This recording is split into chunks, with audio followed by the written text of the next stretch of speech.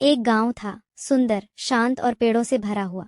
वहीं रहता था विनय, एक सीधा साधा लड़का जो चौथी कक्षा में पढ़ता था। उसका परिवार गरीब था, लेकिन विनय बहुत मेहनती और ईमानदार था। वह रोज सुबह जल्दी उठता, माँ की मदद करता और स्कूल चला जाता। उसके पास नए कपड़े या महंगी चीजें नहीं थीं, पर उसकी आंखों में चमक और दिल में सच्चाई थी। स्कूल में सभी बच्चे उसे पसंद करते थे। वो कभी किसी से झूठ नहीं बोलता, न कभी चीटिंग करता। एक दिन स्कूल में एक छोटी सी घटना हुई जिसने सबका ध्यान खींचा। एक दिन स्कूल में एक छोटी सी प्रतियोगिता रखी गई। टीचर कहा, आज हम देखेंगे कि कौन सबसे ईमानदार बच्चा है। हर बच्चे को एक लिफाफा दिया गया।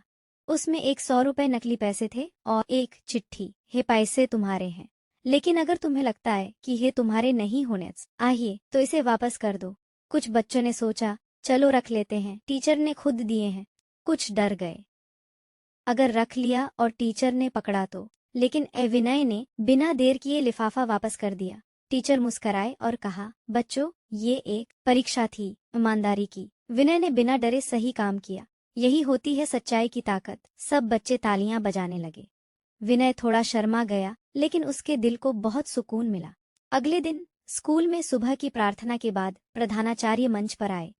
उन्होंने विनय को मंच पर बुलाया और कहा, हमारे स्कूल में कई होशियार बच्चे हैं, लेकिन आज हम एक सच्चे बच्चे की तारीफ कर रहे हैं, विनय की। पूरा स्कूल तालियों से गूंज उठा।